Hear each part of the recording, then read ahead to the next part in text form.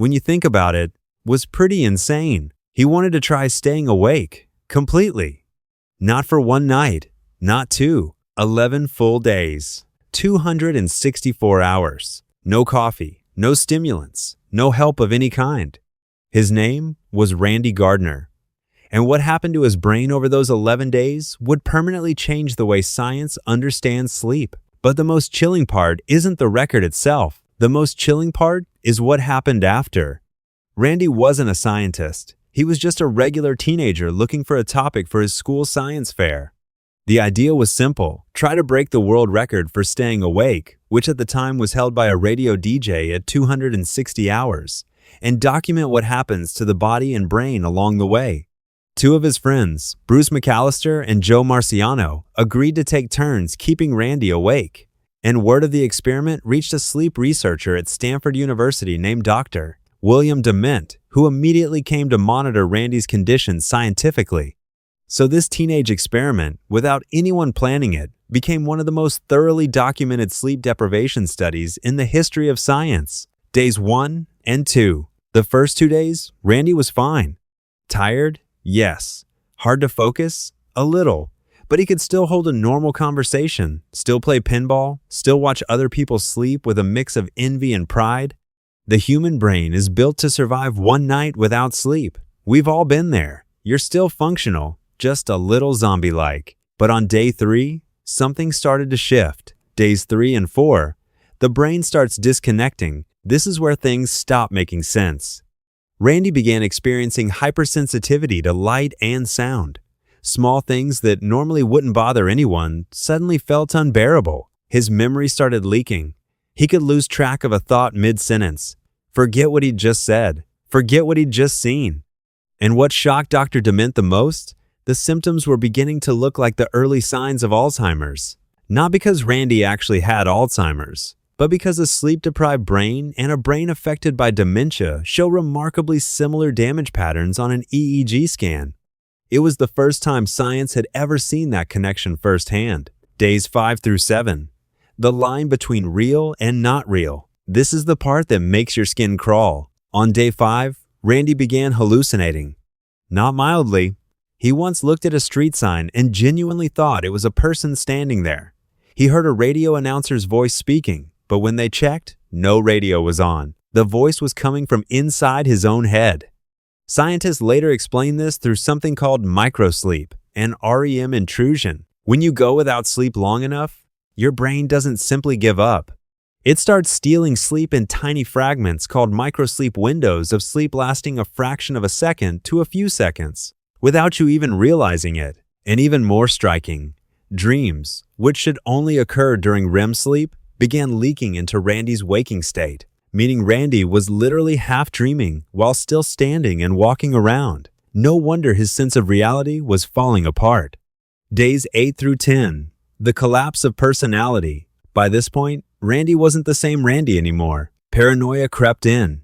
He became suspicious, easily angered, sometimes euphoric for no reason, then deeply withdrawn, all within minutes.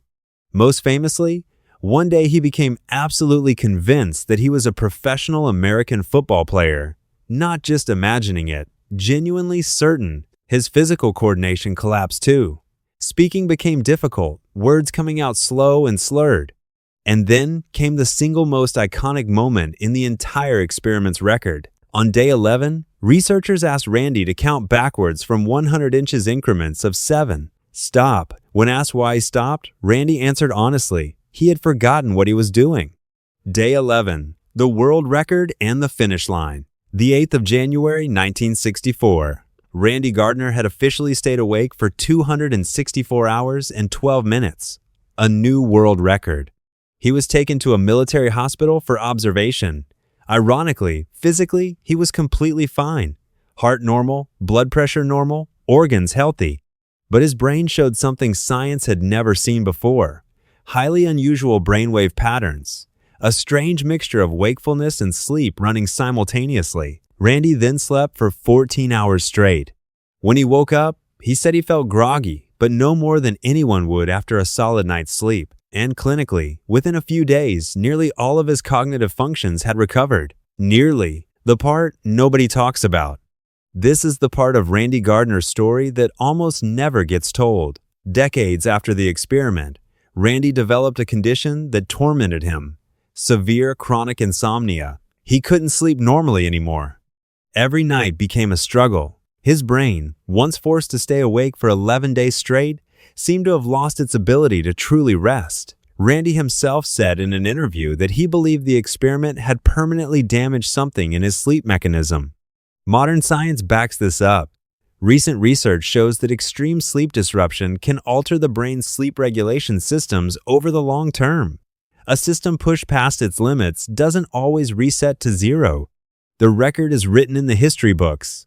But the price was extraordinarily high. What Randy taught science. This experiment, which started as a high school kid's science fair project, ended up laying the foundation for the entire field of modern sleep research. A few things we now know, most of which trace back to what happened to Randy. Sleep is not passive rest. It's an active process where the brain cleans itself. There's a system called the glymphatic system that only activates during sleep, responsible for flushing out metabolic waste from brain cells, including proteins that, if left to accumulate, can contribute to Alzheimer's disease. Which means every night you sleep poorly, a little waste goes uncleaned. Small on its own, enormous when accumulated over years. One sleepless night is enough to reduce cognitive function to a level equivalent to being legally drunk. Not an exaggeration, that's what science actually found. And chronically, long-term sleep deprivation significantly raises the risk of heart disease, diabetes, obesity, depression, and Alzheimer's. Closing. Guinness World Records officially stopped accepting sleep deprivation records in 1997. The reason was simple: too dangerous. A decision that, when you look at what happened to Randy Gardner, makes complete sense. But there's one thing from this whole story that stays with me. Randy Gardner didn't do this out of recklessness. He did it out of curiosity, because he wanted to know just how far the human body could go. And the answer turned out to be more surprising than he ever imagined.